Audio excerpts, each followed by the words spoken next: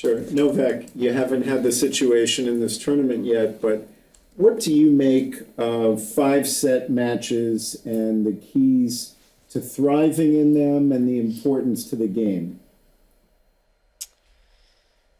Well, I mean, five-set matches is nowadays you can only see them in Grand Slams, right? So that's what I guess excites both players and the crowd.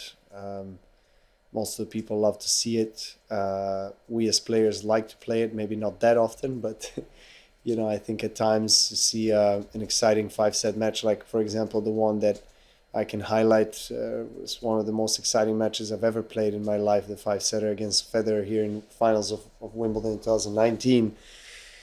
You know, that was, I think, the first year they introduced a 12-all tiebreak, and we used it right away the first year, you know, in the finals. So it was an incredible match with some match points saved, and you know, if that match was best of three, yes, I was 2-1 up, but I think it would be quite different because he was a better player. So I kind of, you know, when you know that you have, even if you're 2-love or one down, like Rune was here today, was my next opponent, he was 2-love down, he still is not out, you know, he can still win.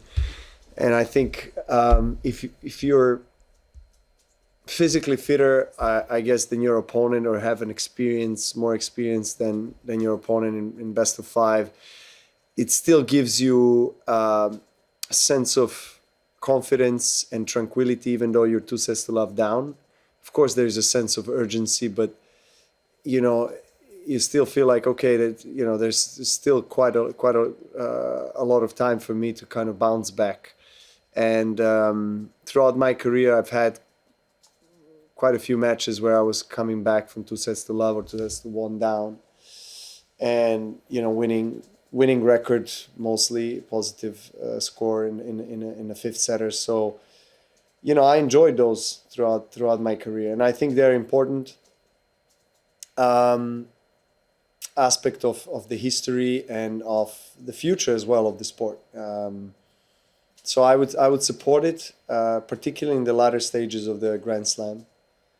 I've seen there's been quite a lot of debate on that, and you guys have been asking a lot of players what they think, whether the best of five should be turned into best of three on slams. I don't think so. I think they should stay best of five. The only thing that I'm maybe thinking it could be good to consider is the opening rounds that could go best of three, and then you move into the hybrid of best of fives from the fourth round of quarters.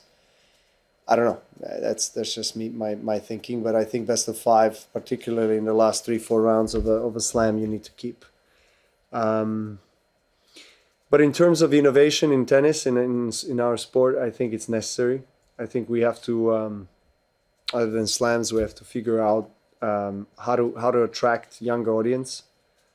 I think tennis, from one hand, is in a good place, but at the same time, when we look at Formula One, for example, and what they have done in terms of marketing, in terms of growth of the sport, in terms of, you know, the races around the world and how popular they are, I think we need to do a better job on our respective tours, because the Grand Slams are always going to do well, but I think our tours need to do better.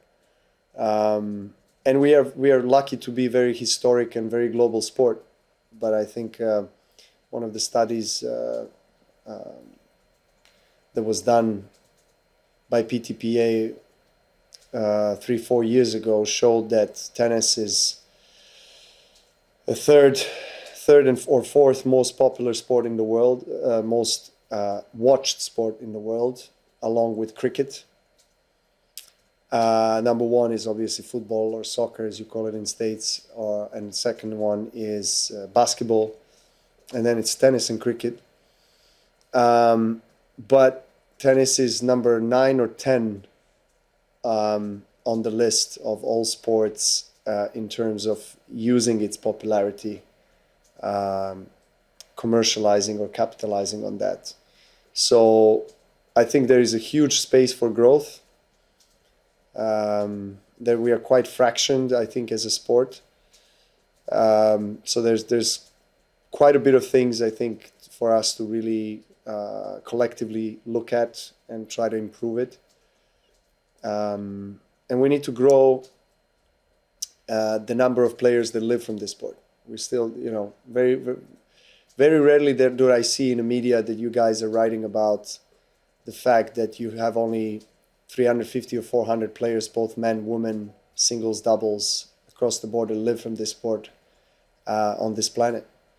And that's for me deeply concerning, because yes, we talk about the Grand Slam winner wins this or that, but then it's always the focus on the grand prize. But what about the base level? I think we're still doing a very poor job there, very poor job, because tennis is a very global sport, and it's loved by millions of children that pick up a racket and want to play, but we don't make it accessible. We don't make it so affordable, especially in the countries like mine, that doesn't have a strong federation that has Grand Slam or, history or big budgets.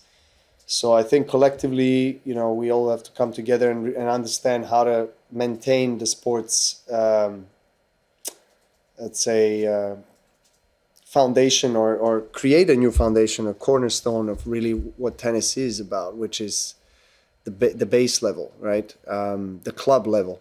And now we have the padel, or padel, as you call it in the States, that is growing and emerging, and people kind of have fun with it and say, yeah, but tennis is tennis. Tennis is a king or queen of all the racket sports. That's true. But on a club level, tennis is endangered. And if we don't do something about it, as I said, globally or collectively, padel, pickleball in States, they're going to convert all the tennis clubs into padel and pickleball, and because it's just more economical. You have one tennis court, you can build 3 padel courts on one tennis court. You do the simple math. It's just much more financially viable for an owner of the club to have those courts. So those are just some of the things that I wanted to share. But in a grand scheme of things, I feel like we need to address all of these. I feel like challenges and issues for us, really, because they have been out there for a while, but I don't think we have been addressing them in a proper way. ¿Eres fan de Novak? ¿Conoces a alguien que lo sea? Demuestra tu pasión por el serbio con nuestros productos exclusivos. Visita nuestra tienda online y adquiere la tuya ahora.